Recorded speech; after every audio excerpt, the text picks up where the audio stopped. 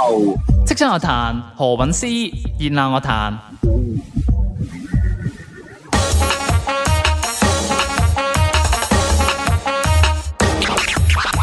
是有種人呢一個歌名或者呢一個題材係咪都係你同不明諗咗18種香港之後再走出嚟？定係你知直嘢啦，佢不嬲都有自己嘅想法，係點樣發生呢？有雞先，你有蛋先咧？我係同佢講18種香港嘅成個背後嘅諗法嚇，同埋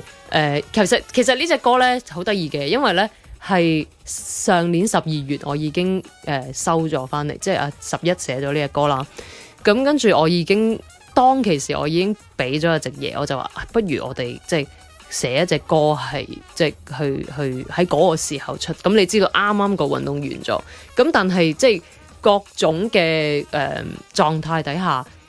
結果就冇做到啦。即係你意思，你11俾你嘅時候，都係因為呼應翻或者嗰陣時雨傘運動之後嘅感受寫落嚟嘅。呢個我又唔，我諗佢呢隻歌係好早嘅時候，佢好似18歲嘅時候寫嘅。咁但係後來佢再去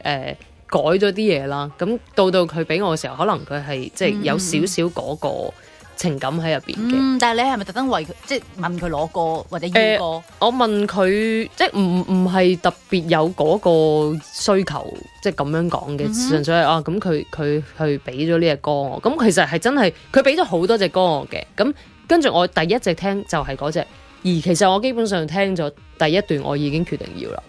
係啦，因為嗰個即係有啲嘢其實你冇得去構造出嚟噶嘛，即係有一啲情感啊，或者有一啲真摯，其實你係有就有，冇就冇，觸動到你啦咁樣。咁但係即係總之去到最後就係到上一個月，即係阿直爺先至去寫到，即係佢開始去諗到點樣寫嗰份歌詞啦。咁我係有少少 surprise 嘅一樣嘢係佢用翻有種呢一個字嘅。即係其實你知道有種責任係嚟自艷光四射嘅一句歌詞啦。咁而嗰個歌詞其實係黃偉文嘅手筆嚟嘅。咁我覺得嗰件事係即係好有趣嘅一樣嘢，就係佢好似即係因為個成個時代，即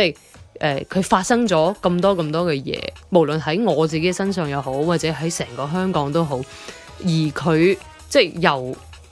當年嘅我唱出即係呢個有種責任，其實我都唔知道嗰句歌詞竟然會變咗後來，即係喺呢一個時代，即係好似去代表咗某一啲嘅堅持啦。咁甚至係使命啦。係啦，咁所以即係橫跨咗咁多年之後，再由林夕去寫咗呢一個是有種人。咁我覺得嗰個係其實即係你諗翻就都幾勁㗎，我覺得呢件事即係真係一個時代嘅詞壇嘅對話咯，隔空嘅對話咯，好感動啊！呢件事係咁，但係其實佢寫是有種人嘅時候，亦都知道咗你18種香港呢一個嘅諗法嘅。係佢知道我係會去講好多普通人嘅故事啦，即係藉住18種香港，即係我哋去遊走各區嘅時候，其實我哋會去將呢一啲喺各區入邊佢哋默默去做好自己嘅呢一班人，即係我哋會將佢哋嘅故事去帶俾香港人去睇到嘅。咁我自己覺得，即係喺呢一個時候，其實有一啲人係揾緊答案啦，或者即係可能喺我哋大家睇唔到前面個方向，即係究竟我哋應該去邊度行，或者我哋個未來會係點樣嘅時候，俾大家見到原來有一班人，佢哋無論個環境係點樣困難，佢都去努力去做自己。咁我覺得呢樣嘢係好緊要嘅。即係當然有啲人可能會覺得，即係你喺嗰個抗爭咁緊張嘅時候，即係你去講一啲咁日常咁小確幸嘅嘢，係唔係適合呢？咁我覺得我自己唔係咁樣睇嘅。即係我覺得有時嗰個抗爭唔係話你一定要去嗌好多口號，或者你去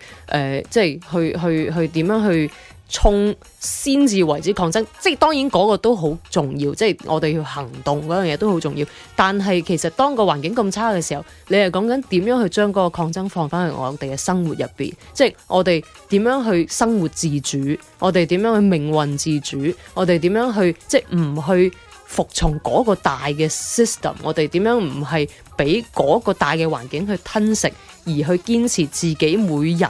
我哋嘅專長嗰樣嘢。咁我覺得呢隻歌其實係講緊呢樣嘢啦，即係我哋去歌頌翻呢啲好少嘅聲音，即係而因為即係其實入邊有一句歌詞就係是有種人令這兒有風景。咁我覺得呢個其實就係咁樣咯，即係香港點解會變成香港？即係我哋嘅價值係嚟自入邊嘅人啊嘛，即係入邊嘅人佢哋點樣去堅持自己，而當日嘅所謂即係香港精神。其實佢已經改變緊嘅啦，即係以前嗰個就係我哋去揾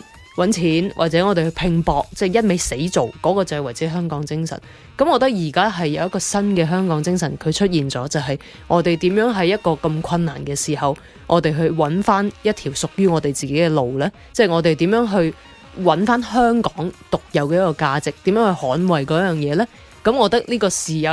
有種人，其實就係香港人咯。Yes。我唔知可唔可以咁講，其實曾經同何韻詩一齊抗爭嘅，可能90後啦，或者一班年青人啦，對你會有期望嘅。呢一種期望對於何韻詩日後無論任何創作或者你嘅行為舉止，會唔會造成負擔啊？我希望可以即係夠叻去令佢變成動力啦。當然係要不斷去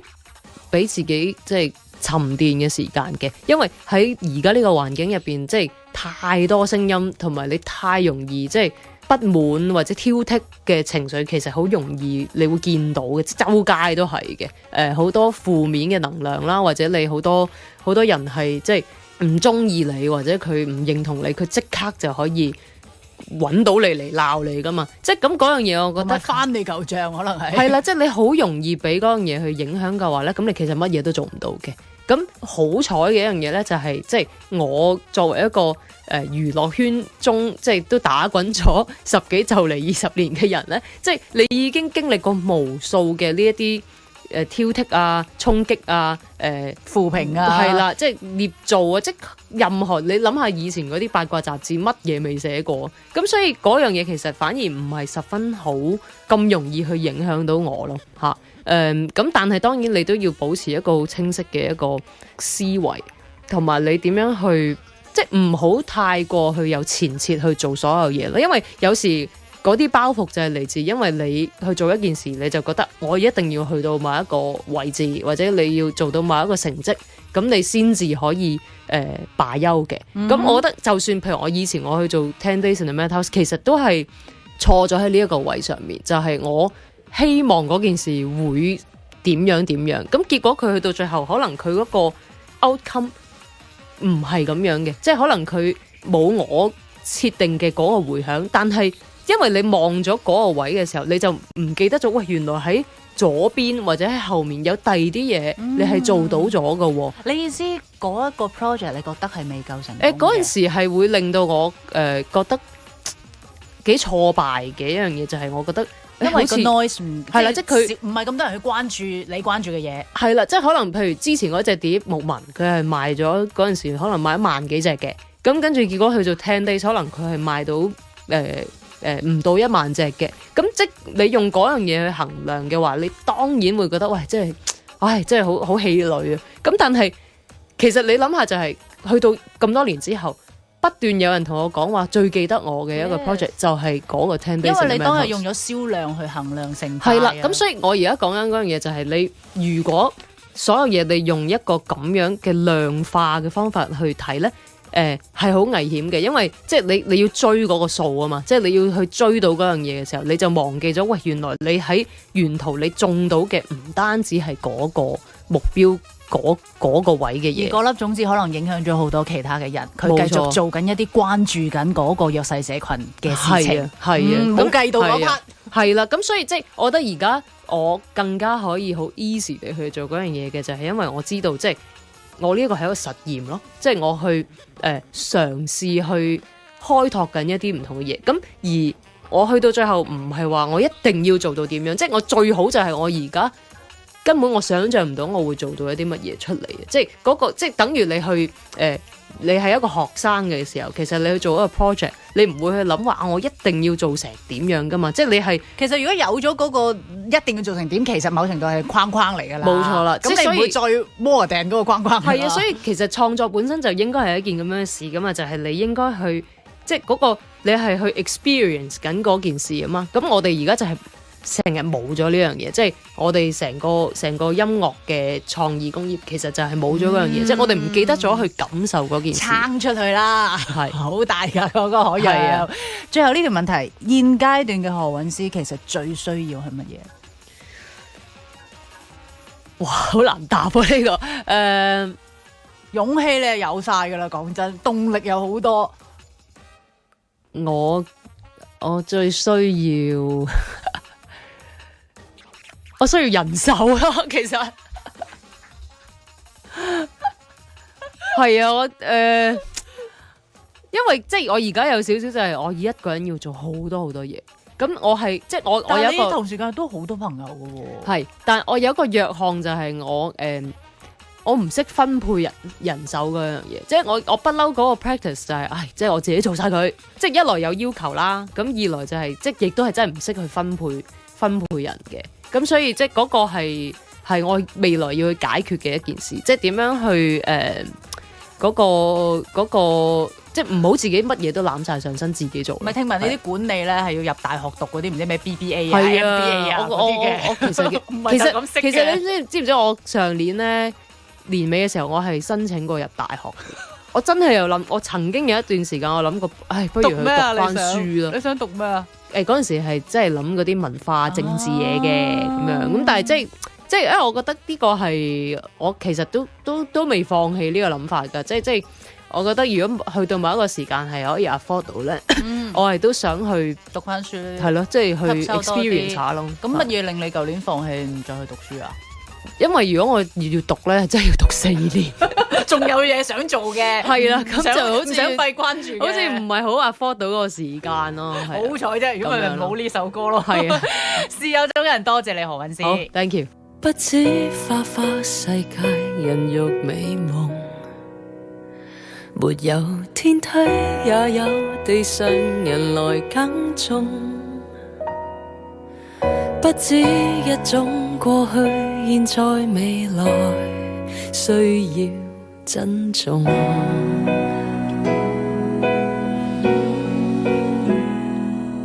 不需一把尺去辨別有用，還有一種有價但是無求的勇，來吧微笑到發現動人出眾，是有種人純粹熱愛耕耘，有種個性從未曾被發掘，自自在活過，為活着便已興奮，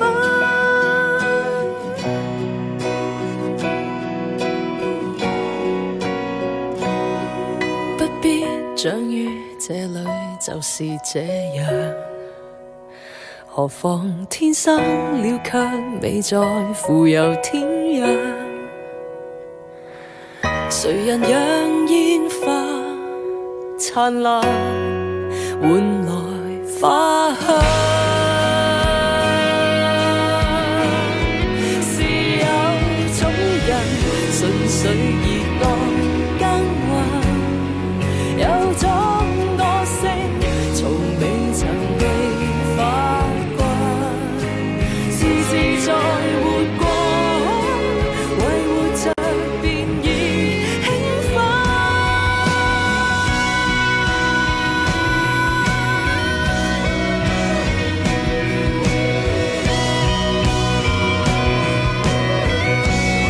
是有種人自創無數可能，哪管這叫娛樂還是責任，獨自做自我，令寂寞